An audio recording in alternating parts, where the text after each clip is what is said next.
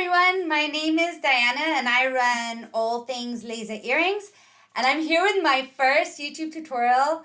I'm so excited on a subject that I absolutely love.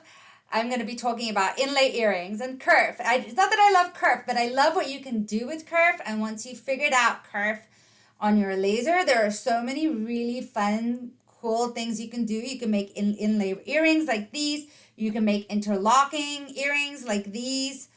You can make like displays with stands that hold them up. So Kerf is a great thing to figure out on your laser. And what is Kerf? So we'll start right away. Kerf is basically the amount of material that when your laser cuts, like let's pretend this is the laser cutting through our material, it's the width of the laser. So it's the amount that the laser cuts off as it is going through your material. So basically the width of your laser. And so every time we want anything to interlock or to fit perfectly, we need to know what the width of our laser is, which is Kerf, in order to add that to our designs in order for things to fit perfectly. And there are two ways, well, there's probably more, but these are two ways that I'm going to tell you how to, that you can figure out Kerf for yourself. One is if you have really good digital calipers. I do not. I found out by doing this that mine are terrible. But if you have really good digital calipers, this is a really easy way to figure it out. And basically what you do, you cut like a one, this is probably 2 by 2, but let's pretend this is a 1-inch square.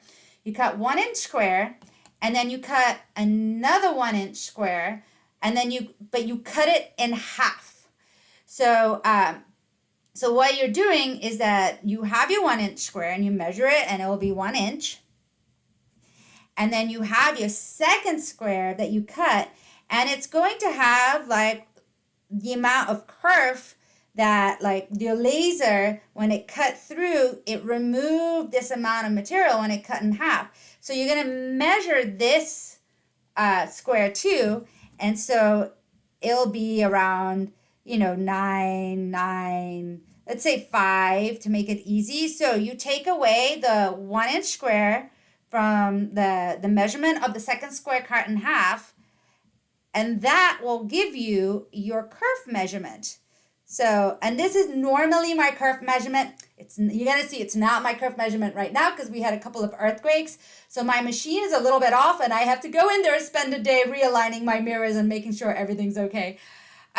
So that is like, if you have really good digital calipers, this is a really fast way of figuring out your kerf. Most of us don't have really good digital calipers. So the other way that you figure it out is by trial and error.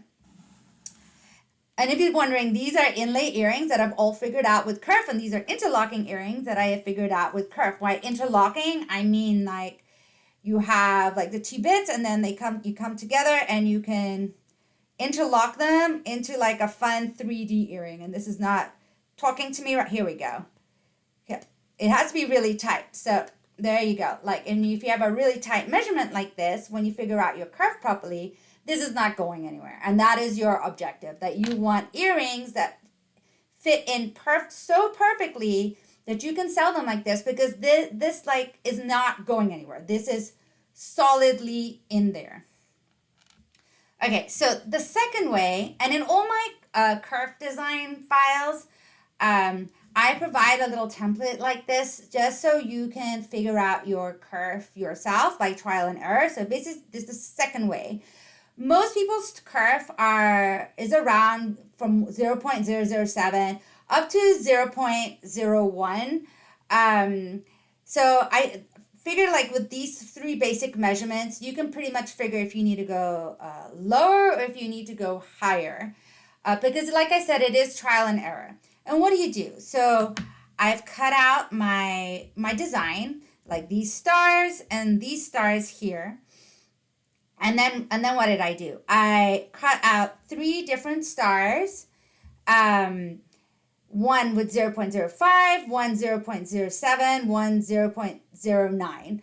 And we're going to see which one fits into our original design, because our original stars that are in here are obviously going to be too loose. I'll show you, because the kerf measurement when the laser cut, so it's going to make it too loose.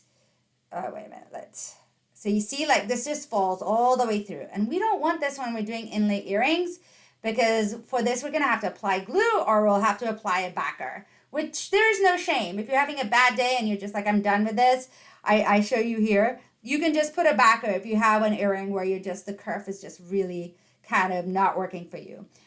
So I have here, and so I have the 3 stars. Wait, I'm gonna lift this so I can like actually, ooh, this one's like very tight in here. So I have the 3 and I have the 3. So this is 0, 5, and this is not enough. Like you can see, this is still very loose. Put it back. They're not 100% symmetrical. But actually, one of the things you should always remove masking, because masking can give you an illusion that it's going to fit properly, and then you're like, this is not, and then once you remove the masking, it doesn't fit properly. So masking is one of the things that you should remove right off the bat. Here, I think it's like this. Huh. Did you love doing things live? I don't know why this one's not fitting at all. This might be the wrong one. Let me see. Did I switch them out? I switched them out. There you go. So this must be the 0.09. This is the 0.07, and this is already a pretty good fit. So this is a pretty good fit in here. I mean, you see what I'm doing? I'm pulling it out, and it is not coming out. It did when I really, really pulled it out. Let me see if I can get this one. This one's being very rebellious. I'm trying to figure out in what direction it is by looking at this one. But I think that this one is just a little too big. So what happens if one is just maybe a little too loose? Also, you can also try it from the back end, because the laser, is good to know, does not actually cut straight down. It cuts at an angle. So there is always a little bit of an angle to whatever piece that you're doing kerf with, or with anything that you're cutting. So it's always good. And I actually do have a little bit of masking still on here, so let's remove that. That make it easy. I think this one's just too big. So honestly, I think for me, in this case, what I would do, this one is like, was good, but it wasn't like 100%. And this one's a little too big. So I would actually now go in and do a 0.008, and that will probably fit perfectly, because you want it so tight that, yeah, this one's not going to come in. So this one's just too big. You want it so tight that sometimes you have to use a little bit of a hammer. And if you're going to use a hammer, I would put like a cloth on top, and I would use like either a rubber mallet or a rawhide mallet and just tap it very, very, very, very gently in. That's what you want. Okay, so this one, I think we came to conclusion it's probably 0.008. We were between. So I would then go in and do another one, 0.008. Okay, let's do this little star. And I also did stars, because stars is the hardest. Anything with a lot of sharp edges, it is harder to do kerf with. It is a lot easier to do circles and ovals. There's a lot more give on circles and ovals. Like on this one, like 0.05, too loose. 0.07.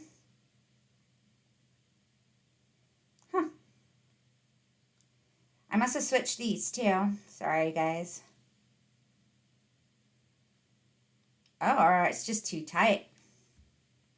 So funny. Sometimes you do this. I did the same thing yesterday, and it fit in so perfectly. And today, it's like, I am not working with you today very well. But this is kerf. So there are various factors that, oh, that looks like it could have gone in. There are various factors to kerf. Like I have them all written here so I wouldn't forget. So also wood is way more forgiving than acrylic, especially if you're doing ovals or circles. Wood is a little bit more pliable. Acrylic is not giving in any way. So your measurements have to be really spot on. MDF is also not very pliable because it's a compressed wood. So, wow, I feel like the 0.07 is not going in at all, and this is way too big. So that is interesting in that in this one, it looks like I'm going to be 0.006 because this one came in way too easily. I mean, it won't fall out. Well, it will if I shake too much. But the 0.07 is not going in at all. So once again, I think I'm between measurements on this one too.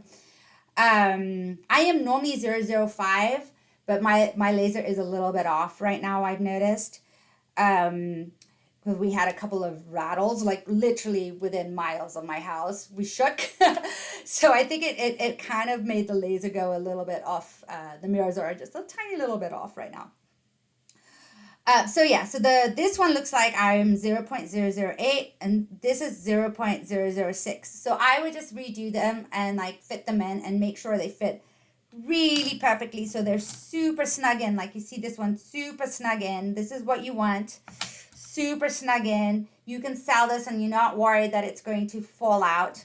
And then I'll just very briefly talk about the other things that can affect. So I've already mentioned masking, remove your masking. Type of material, wood is a lot more forgiving than acrylic. Thickness of material, and by thickness I don't mean like like 1/8 of an inch versus 1/4 of an inch material, although obviously 1/8 of an inch is going to be more forgiving than 1/4. I mean your designs, like if you have like kind of a design that's got a thinner edge, that's going to be way more forgiving than if I have a design that has a way thicker edge, because that's not going to move as much. And we're talking about wood here. So take that into consideration. The right way up, like I said, like the laser cuts at an angle.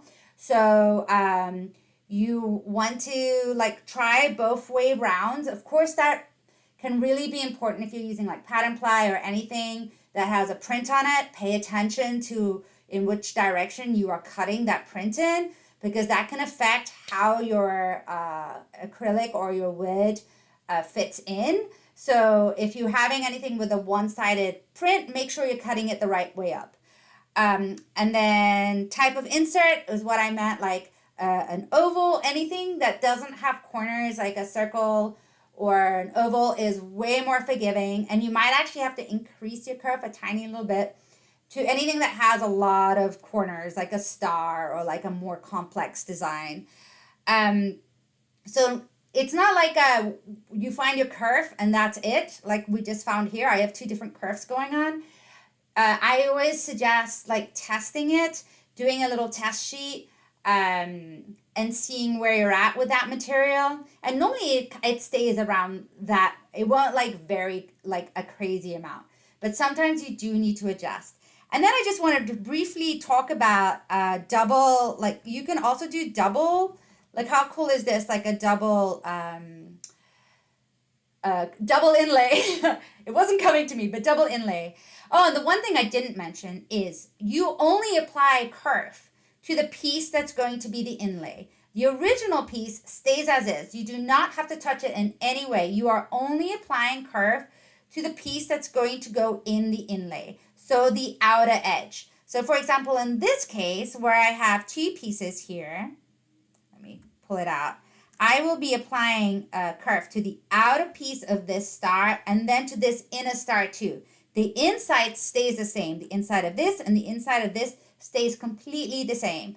And then you will, you can apply 1,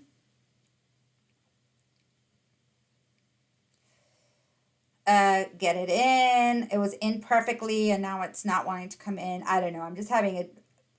Isn't that interesting? It's because it's not exactly symmetrical, this star.